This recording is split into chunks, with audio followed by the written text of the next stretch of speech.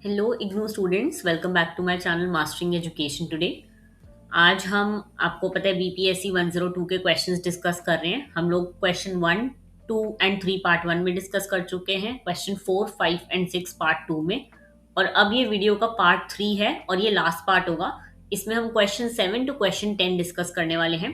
मैं ज़्यादा जो मैंने चीज़ें पहले समझा दी हैं वो फिर से नहीं समझाऊंगी, तो ज़्यादा डीप अंडरस्टैंडिंग में नहीं, एक तरह फास्ट रिवीजन की तरह करेंगे इसको। ओके, स्टार्ट करते हैं क्वेश्चन नंबर 7 से। क्वेश्चन नंबर 7 आपसे पूछ रहा है, discuss the formation and philosophical background of the constituent assembly of India. देखो, बेसिकली ये पूछ रहा है कि कॉन्स्टिट्यूएंट असेंबली कैसे फॉर्म हुई थी, क्या फिलोसफी थी जो इसको फॉर्म होने में यूज हुई थी। ओके, तो देखो, कॉन्स्टिट्यूएंट असेंबली वो बॉडी थी जिसने इंडिपेंडेंट इंडिया का कॉन्स्टिट्यूशन ड्राफ्ट किया था। पहले तो आपको ये पता होना चाहिए, ठीक है, कि कॉन्स्टिट्यूशन बनाया ही कॉन्स्टिट्यूएंट असेंबली में था। ठीक है, इस असेंबली का फॉर्मेशन कैबिनेट मिशन प्लान 1946 के अंडर हुआ था। इसके अंडर जो है कॉन्स्टिट्यूएंट असेंबली ऑफ इंडिया बना था। ओके, इसकी जो फर्स्ट मीटिंग है इस असेंबली की, वो हुई थी 9 दिसंबर 1946 को, और इसने लगभग 2 साल 11 महीने और 18 दिन तक काम करा था कॉन्स्टिट्यूशन को बनाने के लिए। ओके, फिर कॉन्स्टिट्यूशन बना कब? 26 नवंबर 1949 को ये अडॉप्ट हुआ और 26 जनवरी 1950 को जो है ये लागू करा गया था। ये हमने सब कुछ पहले पढ़ा है। ठीक है, कॉन्स्टिट्यूएंट असेंबली ने इंडिया के कॉन्स्टिट्यूशन में democracy, social justice, national unity, ये सारी वैल्यूज को इंक्लूड करा। ठीक है, अब अगर हम इसका फॉर्मेशन स्टार्टिंग से देखें तो सबसे पहले establishment under the cabinet mission plan. British government ने 1946 में कैबिनेट मिशन प्लान भेजा था। ठीक है, और इसी प्लान के अकॉर्डिंग कॉन्स्टिट्यूएंट असेंबली बनाई गई। तो इसका मेन पर्पस था इंडिपेंडेंट इंडिया के लिए कॉन्स्टिट्यूशन बनाना। ठीक है, असेंबली के मेंबर्स जो हैं वो प्रोविंशियल लेजिस्लेटिव असेंबली के रिप्रेजेंटेटिव्स थे, यानी कि अलग अलग जब जो प्रोविंसेस बटी हुई थी तब इंडिया में, उनके रिप्रेजेंटेटिव्स जो थे उन लोगों को कॉन्स्टिट्यूएंट असेंबली में रखा गया था। ठीक है, फिर आता है कॉम्पोजिशन ऑफ द असेंबली, कितने लोग थे, क्या था, ऐसे। ठीक है, तो ये कॉम्पोजिशन अगर हम देखें तो इनिशियली कॉन्स्टिट्यूएंट असेंबली में 389 मेंबर थे। ओके, कितने? 389 मेंबर।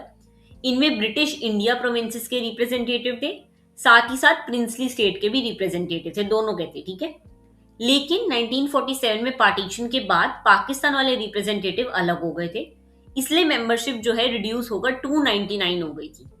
ठीक है, 389 से 299 हो गए थे पार्टीशन के बाद। फिर लीडर्स देखें अगर हम, बहुत इंपॉर्टेंट है, एग्जाम में अलग से भी पूछ सकते हैं, ध्यान रखना। ठीक है, देखो, डॉक्टर राजेंद्र प्रसाद जो थे वो थे इसके प्रेसिडेंट कॉन्स्टिट्यूएंट असेंबली के। डॉक्टर बी आर अम्बेडकर थे ड्राफ्टिंग कमेटी के मेन चेयरमैन। ठीक है, और कॉन्स्टिट्यूशन ड्राफ्टिंग में सबसे इंपॉर्टेंट रोल जो है बी आर अम्बेडकर जी का था। और ड्राफ्टिंग कमेटी के अगर हम कुछ और इंपॉर्टेंट मेंबर्स देखें तो आपको याद सबके नाम नहीं करने, थोड़े बहुत याद रख लेना, जैसे कि एन गोपाल स्वामी, ठीक है, के एम मुंशी हो गया, बी एल मित्तर हो गया, डीपी खेतान हो गया। कुछ कुछ नाम याद रखोगे तो वही चलेगा, सारे मत याद रखना, बहुत कंफ्यूज हो जाओगे। ओके, फिर अगर हम वर्किंग ऑफ द असेंबली देखें कैसे वर्क करती हैं, तब करी थी तो 11 सेशंस जो है कंडक्ट किए थे और 166 डेज तक मीटिंग की थी। हर आर्टिकल और प्रोविजन पर डिटेल डिस्कशन हुए थे, डिबेट्स हुए थे, कमिटी रिपोर्ट्स हुई थी, और फिर कॉन्स्टिट्यूशन को फाइनलाइज करा गया था। ओके, अब अगर हम इसका फिलोसफिकल बैकग्राउंड देखें अगर, तो सबसे पहले आ जाता है ऑब्जेक्टिव्स रेजोल्यूशन। देखो, फिलोसफिकल बैकग्राउंड का मतलब क्या होता है? कॉन्स्टिट्यूशन बनाते वक्त कॉन्स्टिट्यूएंट असेंबली किस फिलोसफी और आइडियल से इंस्पायर हुई थी और फिर कॉन्स्टिट्यूशन में चीजें ऐड करी गई थी, है ना? तो सबसे पहले आ जाते हैं ऑब्जेक्टिव रेजोल्यूशन। देखो, ये जवाहरलाल नेहरू ने दिसंबर 1946 में इंट्रोड्यूस किया था इस चीज को। ठीक है, और इस रेजोल्यूशन ने डिक्लेयर किया कि इंडिया जो है इंडिपेंडेंट होगा, सबसे पहले तो सवरेन होगा, डेमोक्रेटिक होगा और रिपब्लिक होगा। ठीक है, और जो इंडिया होगा वो जस्टिस, लिबर्टी, इक्वालिटी और फ्रेटर्निटी को प्रमोट करेगा। बाद में इन्हीं आइडियल्स के बेसिस पर जो है कॉन्स्टिट्यूशन का प्रीएम्बल भी बना था। ठीक है, फिर आता है influence of western liberalism. Constitution पर वेस्टर्न कंट्रीज का भी इन्फ्लुएंस था, जैसे कि हम लोगों ने फ्रेंच रेवोल्यूशन से आइडिया लिए थे लिबर्टी, इक्वालिटी, फ्रेटर्निटी के। ब्रिटेन से हमने पार्लियामेंट्री सिस्टम लिया था उनका। यूएसए से हमने फंडामेंटल राइट्स और जुडिशियल रिव्यू का कॉन्सेप्ट लिया था। ओके, फिर आता है कमिटमेंट टू सोशल जस्टिस। देखो डॉक्टर बी आर अम्बेडकर का स्ट्रॉन्ग फोकस था सोशल जस्टिस पर, ठीक है। इसी वजह से कॉन्स्टिट्यूशन में इंक्लूड किए गए थे इक्वालिटी बिफोर लॉ हो गया, अबॉलिशन ऑफ अनटचेबिलिटी हो गया, रिजर्वेशन वाली चीजें, फंडामेंटल राइट्स, ये सब जो है सोशल जस्टिस के बेसिस पे ही ऐड करे गए थे। और ये जितना कुछ ये ऐड करा गए थे सब वीकर सेक्शन को प्रोटेक्ट करने के लिए किया गया था। ओके, गांधीयन फिलोसफी से भी बहुत ज्यादा इंस्पायर थे। महात्मा गांधी के आइडियाज को भी कॉन्स्टिट्यूशन में बहुत इन्फ्लुएंस था। विलेज पंचायत हो गया, कॉटेज इंडस्ट्री का प्रमोशन हो गया, रूरल डेवलपमेंट हो गया, ये सब, ठीक है। सेक्युलरिज्म एंड प्लूरलिज्म बहुत ज्यादा है। इंडिया एक डाइवर्स कंट्री है, यहाँ अलग अलग रिलीजन, लैंग्वेज, कल्चर है।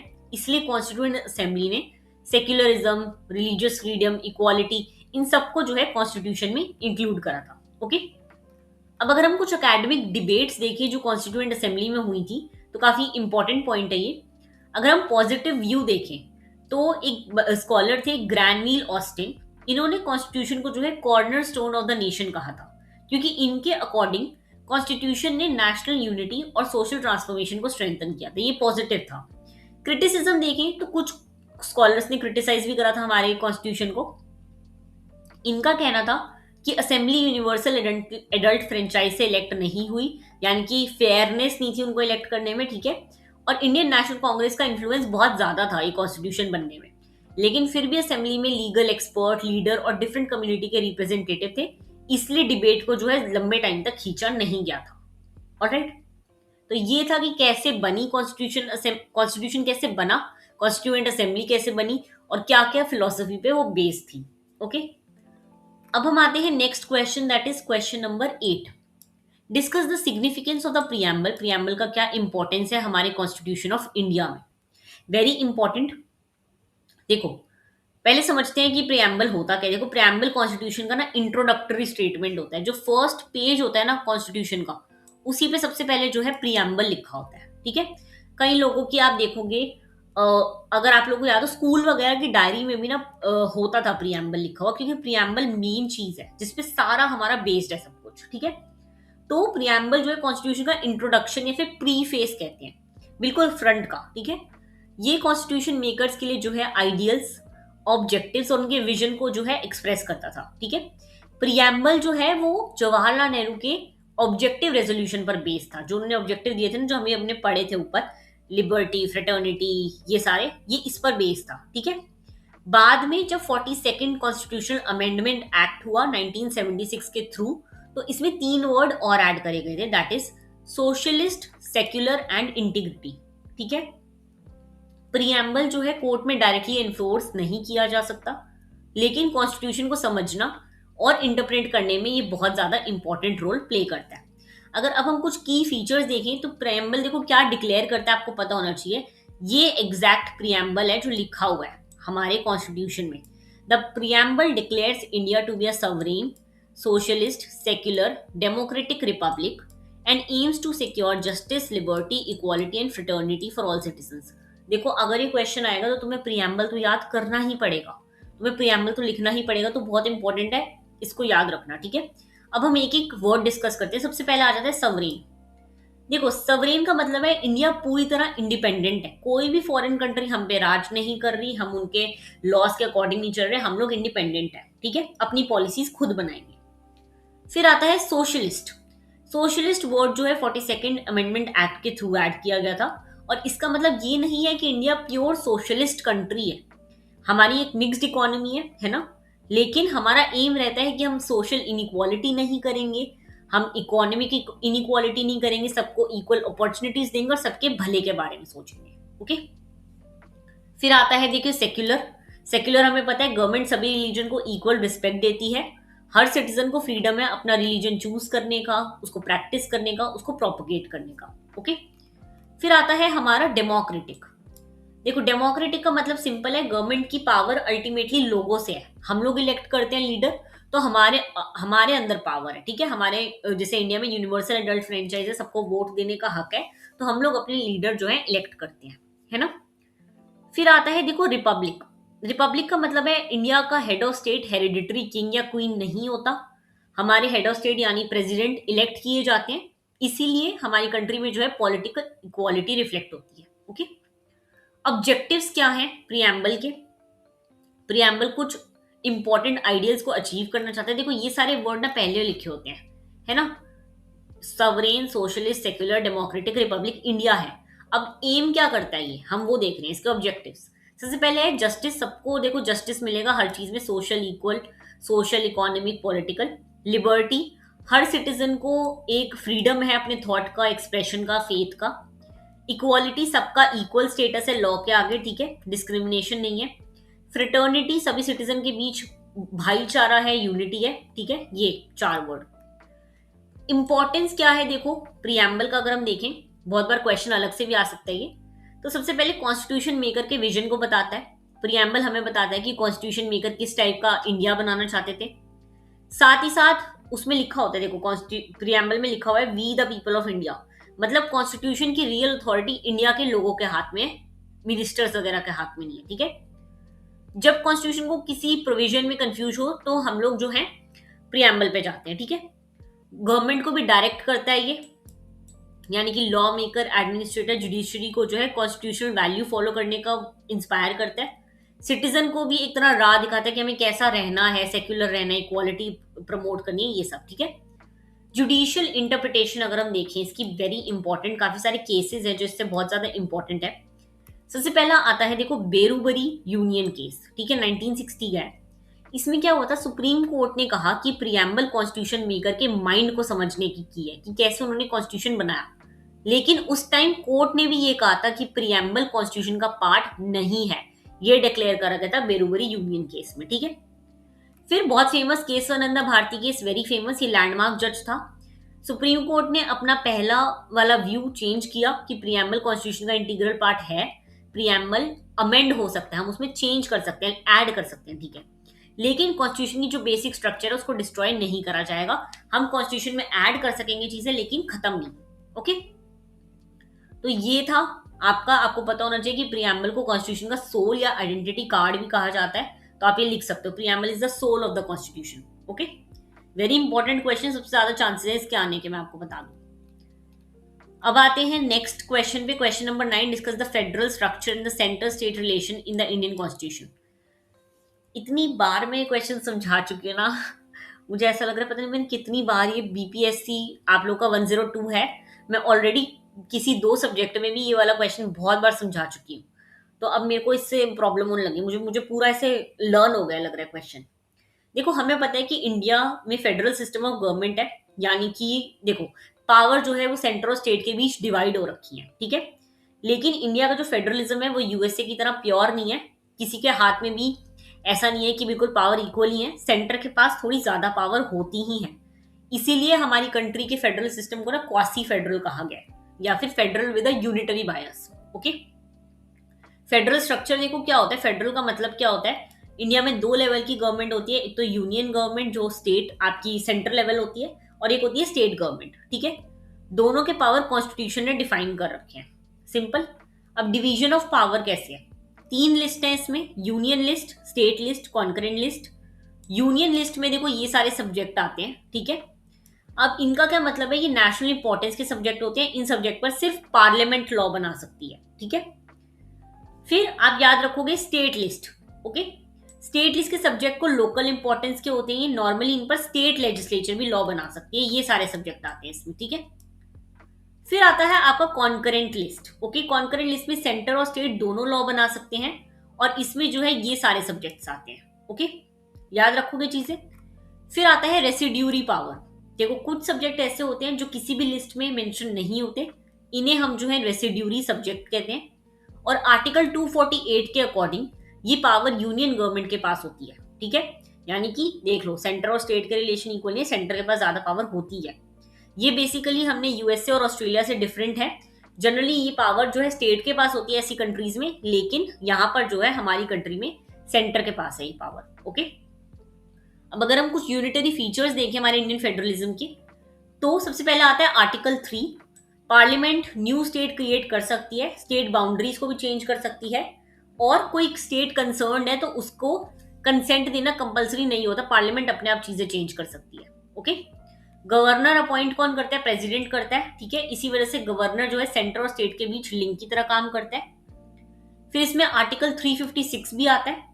अगर स्टेट गवर्नमेंट फेल हो जाए तो प्रेसिडेंट रूल लग सकता है और सेंटर स्टेट एडमिनिस्ट्रेशन पर कंट्रोल कर सकते हैं, ठीक है। जो आपके आईएएस ऑफिसर, आईपीएस ऑफिसर होते हैं, ये लोग भी सेंटर रिक्रूट करता है, लेकिन ये सेंटर और स्टेट दोनों के लिए काम करते हैं, ओके। नेशनल इमरजेंसी के दौरान जो है पावर सेंटर के हाथ में ज्यादा आ जाती है, स्टेट में जो है खत्म हो जाती है, ठीक है। अगर हम देखें तो सेंटर और स्टेट के रिलेशन जो है सरकारी या कमीशन से हम देख सकते हैं। फेडरल सिस्टम को और इफेक्टिव बनाने के लिए गवर्नमेंट ने सरकारी कमीशन इस्टेब्लिश किया था। ये कमीशन जो है 1983 में बना था और इसके अकॉर्डिंग एक तो 356 आर्टिकल का लिमिटेड रूल होएगा। प्रेसिडेंट रूल आप ऐसे ही लगा नहीं सकते। प्रेसिडेंट रूल लगते ही जो होता है प्रेसिडेंट के हाथ में पावर आ जाती है, गवर्नर रूल करता है, स्टेट की अपनी चीजें खत्म हो जाती है मिनिस्टर्स की, ओके। तो इसमें बोला गया था कि आप ये वाला बहुत ही रेयर केस में लगा सकते हो, ऐसे ही नहीं, ठीक है। बेटर कंसल्टेशन के लिए कहा कि सेंटर और स्टेट के बीच थोड़ा और बातचीत को बढ़ाओ। फाइनेंशियल ऑटोनॉमी दो स्टेट को ज्यादा, ठीक है। कोऑपरेटिव फेडरलिज्म यानी कि नेशनल यूनिटी को मेंटेन करने के लिए दोनों को मिलकर काम करना चाहिए, सेंटर और स्टेट को, ओके। फिर इसमें पुंची कमीशन भी आया 2007 में। इसमें तो है, इसमें क्या हुआ था, इसने ना गवर्नर के रोल और इंटर गवर्नमेंट कोऑर्डिनेशन को इंप्रूव करने के लिए काफी सारे सजेशन दिए थे। ऑलराइट, काफी इजी क्वेश्चन है। सेंटर स्टेट के रिलेशन को समझना, थोड़ी चीजें याद करनी पड़ेंगी, वो आपको 2-4 बार पढ़ के ही याद होगी, ओके। अब आते हैं हम लोग लास्ट क्वेश्चन पे, that is question number 10। Discuss the powers and function of the supreme court of India. Very interesting question, मजा आएगा, ठीक है। देखो, सुप्रीम कोर्ट ऑफ इंडिया देश की हाईएस्ट कोर्ट है, हमें पता है ये चीज ऑब्वियसली, ठीक है। ये कॉन्स्टिट्यूशन का एक तरह गार्डियन और फाइनल इंटरप्रेटर मान जाते हैं, यानी कि कॉन्स्टिट्यूशन को बचा के रखना इनका काम है कि कॉन्स्टिट्यूशन का कोई मिसयूज ना करे, साथ ही साथ जो उसमें लिखा हुआ है वो चीज फॉलो हो रही हो, और उसमें जो लिखा हुआ है उसको समझाने के लिए काम जो है सुप्रीम कोर्ट करता है, ठीक है। सुप्रीम कोर्ट कॉन्स्टिट्यूशन के part 5 chapter 4 that is article 124 से आर्टिकल 147 में दिया गया है। और इसका मेन काम क्या क्या है? एक तो कॉन्स्टिट्यूशन की प्रोटेक्शन करना, फंडामेंटल राइट्स को प्रोटेक्ट करना, रूल ऑफ लॉ को मेंटेन करना, और साथ ही साथ सेंटर और स्टेट के बीच बैलेंस मेंटेन करना। ये 4 मेन काम है इनके, ठीक है। अब अगर हम पावर देखें इनकी, तो क्या क्या पावर है इनके पास। सबसे पहला है ओरिजिनल जुरिस्डिकेशन। ओरिजिनल जुरिस्डिकेशन देखो आर्टिकल 131 में दी गई है ये। इसका मतलब है कि कुछ केसेस डायरेक्टली सुप्रीम कोर्ट में फाइल किए जा सकते हैं, ठीक है। आपको लोअर कोर्ट में जाने की जरूरत नहीं है। और ये क्या क्या केसेस होते हैं, अगर सेंटर वर्सेस स्टेट होगा कोई केस, ठीक है, कि सेंटर और स्टेट अग्री नहीं कर रहा, स्टेट वर्सेस स्टेट हो सकता है, जैसे कि पानी वानी के पीछे बहुत लड़ाई होती है कि हमारे यहाँ से रिवर जा रहा है, ये सब, ठीक है। और कॉन्स्टिट्यूशनल लीगल राइट से रिलेटेड डिस्प्यूट जो है आप डायरेक्ट जाकर सुप्रीम कोर्ट में कर सकते हो, ठीक है। फिर आता है अपैलेट जुरिस्डिकेशन। आर्टिकल 132 टू 136 में इसका दे रखा है। सुप्रीम कोर्ट इंडिया की हाईएस्ट कोर्ट ऑफ अपील है, मतलब लोअर कोर्ट के डिसीजन के अगेंस्ट यहां अपील की जा सकती है। क्या क्या अपील हो सकती है? एक तो कॉन्स्टिट्यूशनल केसेस में हो सकती है, सिविल केसेस में हो सकती है, क्रिमिनल केसेस में हो सकती है, स्पेशल लीव पिटीशन में हो सकती है।